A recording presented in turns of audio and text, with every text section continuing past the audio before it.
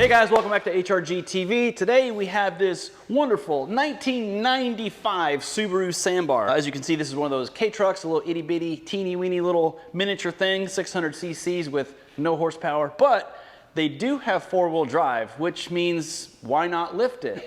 This thing has 12-inch tires, little teeny things.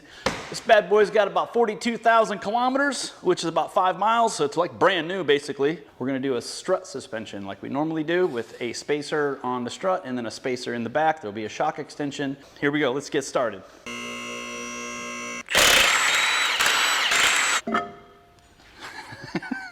Weighs nothing. Now the Sambar is a little bit different from the Acti in that it has a frame, so it is body on frame. Well, those of you who argue about what is a truck and what isn't, some of you say it's not a truck if it doesn't have a frame. Well, that makes this a real truck. The other differences are this one has subframes, which is kind of weird. So you've got a frame and you've got a subframe here.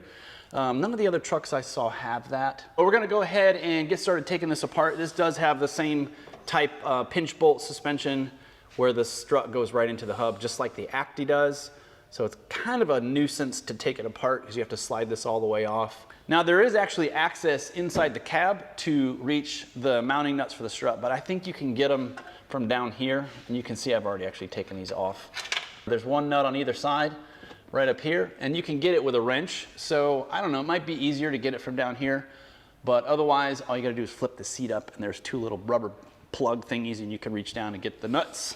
So let's go ahead and get this apart. All right, so this is the tools you're gonna need and the parts. Basically, all you gotta have is a gigantic hammer, impact, a couple of sockets. You'll need a 19 and a 14, and you'll need a 30 millimeter to take the axle nut off. And you've got a 14, that's for putting the nuts on these spacers.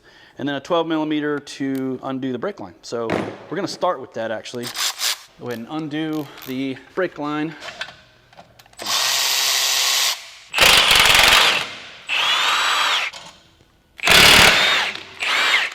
I'm gonna just leave those in there for the time being until we are ready to take this out. So now what we gotta do is knock this off of the bottom of the strut. So that's where the BFH comes in. See it moving. It just takes a lot of, there it goes. There it goes. All right, so I failed to mention one other thing. You have to loosen this bolt right here, which I did off camera. Basically, that just allows this to drop a little more. So what you don't want to do is pull this way because it'll pull the inner CV joint out of the socket, and then you've got a busted axle. And I'll be honest, I have no idea where to get axles for a 1995 Subaru Sambar. We're going to be careful not to do that. So pull it out like this, make sure the axle stays in place, and that's just going to stay supported right there. This can hang, it's not pulling on the brake line at all, obviously. That gets us access to the strut. I'm gonna pull this out. We got two 14 millimeter nuts right here. All right. Actually, I'm gonna show how to get to these from the driver's side because you have to pull the seat out. All right, on the Sambar, you do have to pull the driver's seat out, and we're gonna start by taking these two bolts out right here.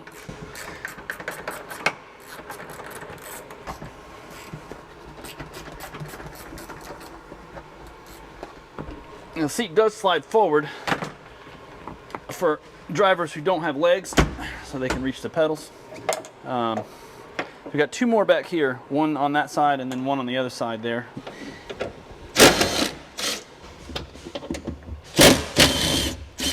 All right.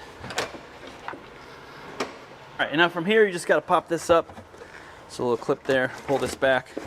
Got two little rubber covers. Pull these up, and then you get access to the nuts right here.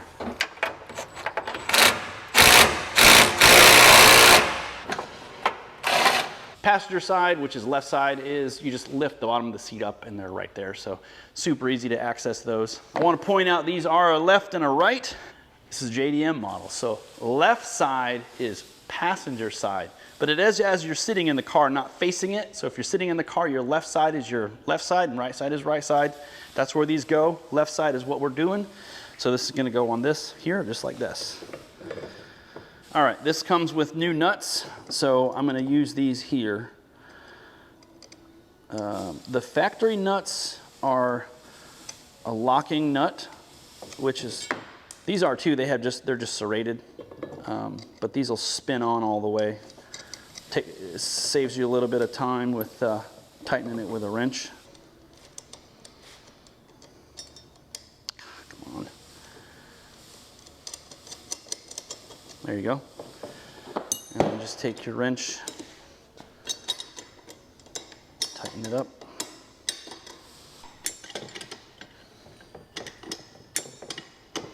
All right, now that you got the spacer mounted on the strut, just go ahead and put it all back in, just like so. Now, if you want to pay attention to where this L is pointed, it's gonna be right there, just like that. And then just put the factory nuts back on.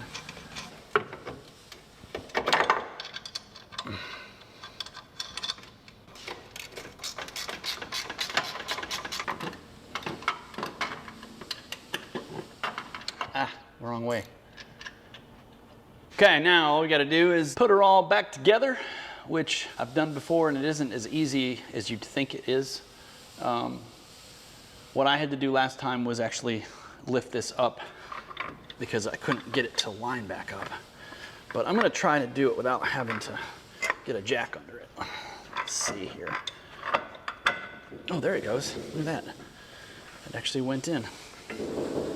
I think a little bit. No, didn't go in. Never mind. It's like it won't. There it goes. The neighbors just started up their Prius again. Oh, that's on the wrong side now. Okay, let's try and maneuver it around.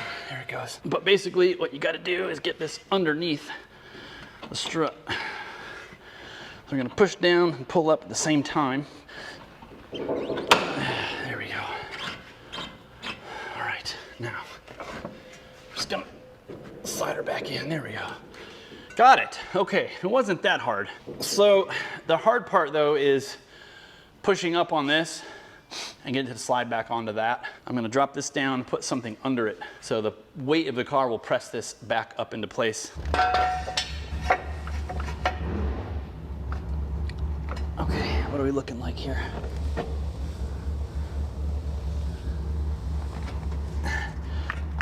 All right, now I'm gonna lower the car, simultaneously tap on this so it'll go back on.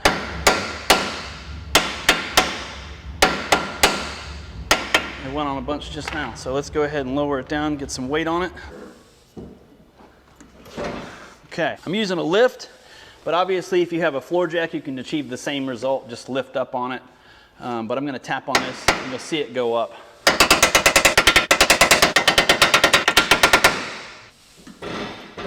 One important thing to remember is that this little notch on the strut here lines up with this little tab right here.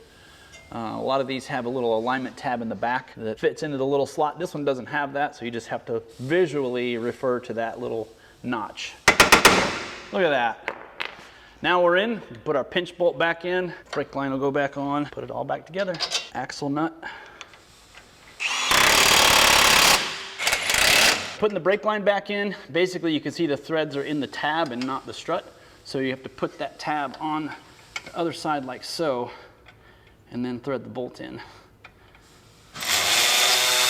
All right, we're gonna move on to the front subframe kit. So basically we will just be dropping this cradle here and the front differential along with these arms. So what that's gonna do is we're gonna solve two problems. One, we're gonna get the axle straighter, and we're gonna get the camber corrected. All right, so we're gonna go ahead and do the front subframe now, and if these spacers look used is because they are. These are our kind of our test fitter subframe spacers. The kit will obviously come with new ones, and you're gonna get also, this is your steering bracket. This is also a pre-production part. The new one that comes with the kit is gonna be zinc plated, so it's gonna look a lot better than this, but this will work for the purposes of the video. We gotta get this done.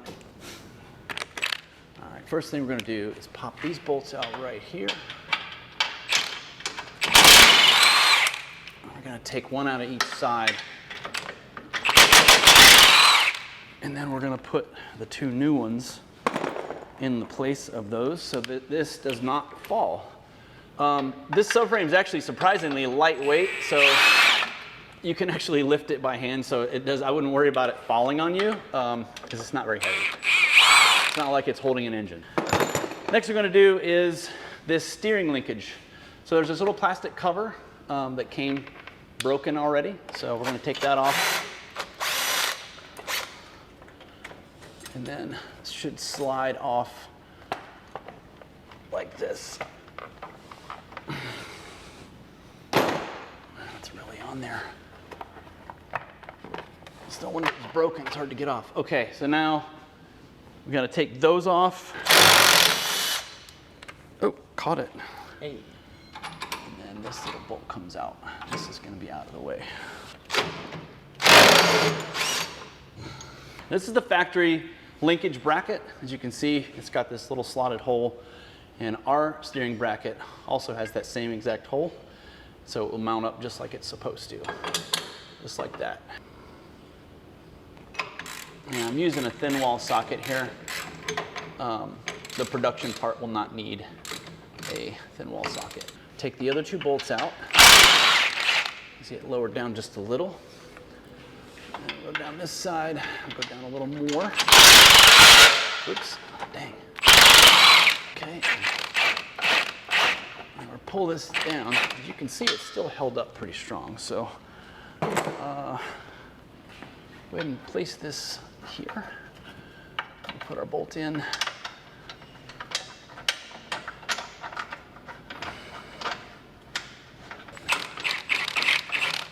Okay. Pull this down enough to get that in there.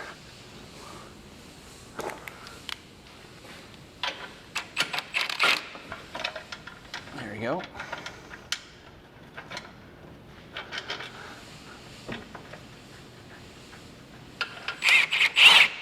And as you can see, I'm doing these one at a time just to make sure nothing falls. Always want to thread bolts in by hand whenever possible. Keep you from cross-threading.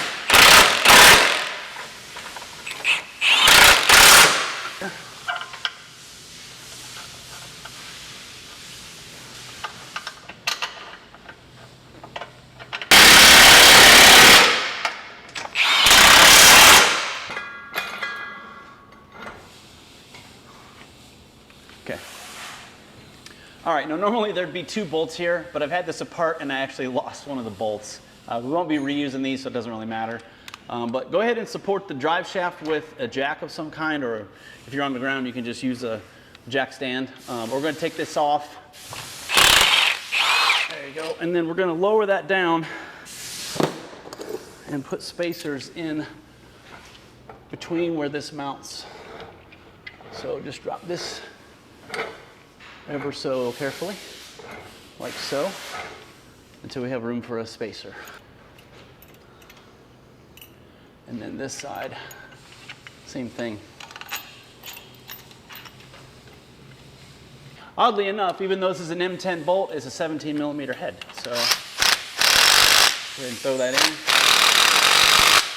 All right, and I'm gonna go over all these bolts at the end and make sure they're all tight. So I'm just kind of running everything in to get things moving. All right, the next step is gonna be taking these two bolts out here, one on either side.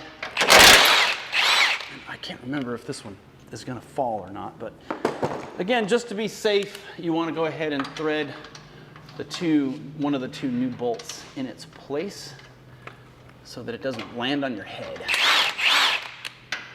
And then pull this one over. There you go. Okay, have to drop that a little more. I apologize for these dirty spacers, but you get the idea of what it's supposed to look like anyway. Okay, and now one of them at a time.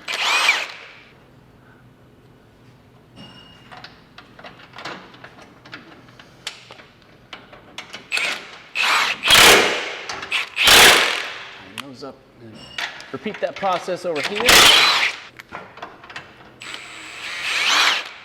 Take this one out. Drop it down some more. All right, you can put the spacer in, just like the others. Spacer there.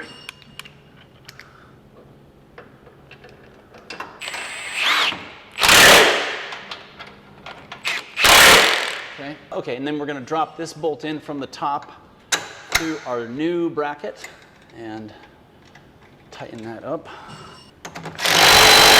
Okay, and we got one more little detail we're gonna take care of. First part of this next step is locating your 10mm. Tend to lose those, but you've got these two brackets that hold up the radiator, and they have to be spaced up because they attach to the subframe we just dropped. So we're gonna put spacers in between this bracket and the subframe. Two 10mm bolts. Take those out. Oh my gosh, it's not coming loose. Normally by this point you'd be able to take it out with your hand, but oh, there it goes. Okay, we got one more. So we're gonna put two spacers in between this bracket and the subframe. So that's these right here. They're gonna go just like that into the subframe. So let's just, might be difficult to get this in position, but maybe not. Going entirely by feel. I mean, you know, that usually works, but not always. I can't find the hole. Oh, there it is. Hey, found it. Okay, and then we just thread these in. And for the sake of brevity, I'm gonna show you this side, and you're gonna repeat that for the other side. My cameraman has to go to lunch right now, so we're gonna wrap this part of the video up. Oh my God, this bolt's a mile long.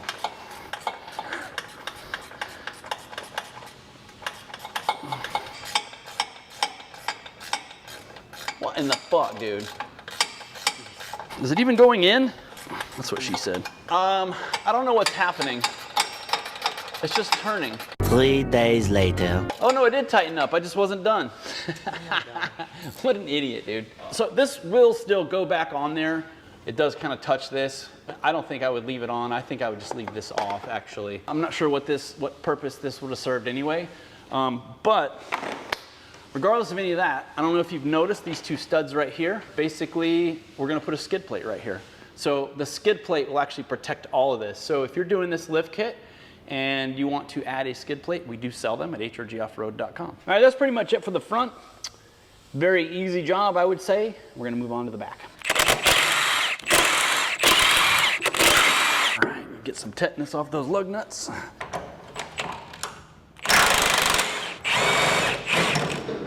So if you're doing this correctly, you would place something under that, because a little bit of tension on the spring there, but it'll be all right. And there, we got our drop. Now we should be able to get this spring out. There you go. So interesting fact, the Subaru Sambar is the only one of these trucks that has a coil spring rear. All the other ones are leaf spring. This is your coil spring spacer. This is just gonna go in place of the stock part there. And now you're gonna take this doodad here, I'm gonna jam it in there, all right? And I'm just gonna take the spring and just fit it down in there. A little bit of pressure. It'll just pop right in, just like that. Perfect fit. This is keyed. In other words, there's a relief cut into this plate for this part of the coil. So we need to make sure that that goes back where it was. So we're gonna put this in like that. And then, this is keyed as well. You see it's got a little relief there for the top of this coil. So you want to make sure that that lines up when you put it in. But there you go. Yeah, that's the way to do it. Oh, sorry. There we go. We're going to spin this around so that that fits down into the little cutout where it was. Get the spring seated into the spacer. Now from here we're going to take a jack and just push up on this. Probably going to have to go on this. Right around here. There you go. That's probably good enough. Now we can just lower the lift down onto it. The idea is to compress this spring so that these bolts line up again. So now that we're pretty close, I think that's probably good enough. All right, we're gonna go ahead and install this shock extension.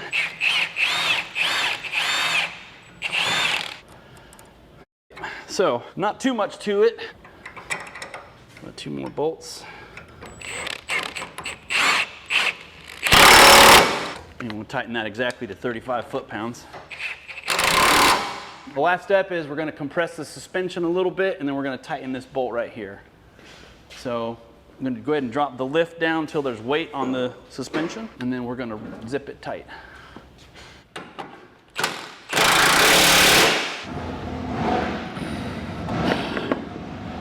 dang neighbors in their Prius, I swear.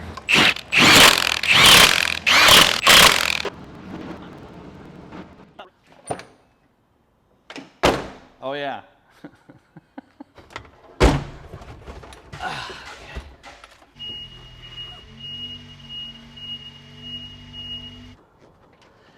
All right, guys, that pretty much wraps it up for this video. We do sell a lot more parts for the Sambar other than the lift kit you just watched. We actually have a skid plate for the front, and we have these battery boxes right here. And we're also doing hitch bumpers, which are not on this truck yet, but they will be. So if you're interested in that, it's HRGoffroad.com. I also want to point out one other thing. These are a stock size tire. They're 145/80 on a 12-inch wheel, but you could definitely go a little bit bigger than this. I'm thinking you could do a 22 or 23-inch OD tire, and I will put some sizes on the screen for you because this definitely has more clearance than it did, and there's actually a lot of room right here for a bigger tire, and I know a lot of you guys are going to want to do that. So I will throw up some tires on the screen, but that's pretty much it, guys. I really appreciate you watching to the end, and I'll see you in the next video.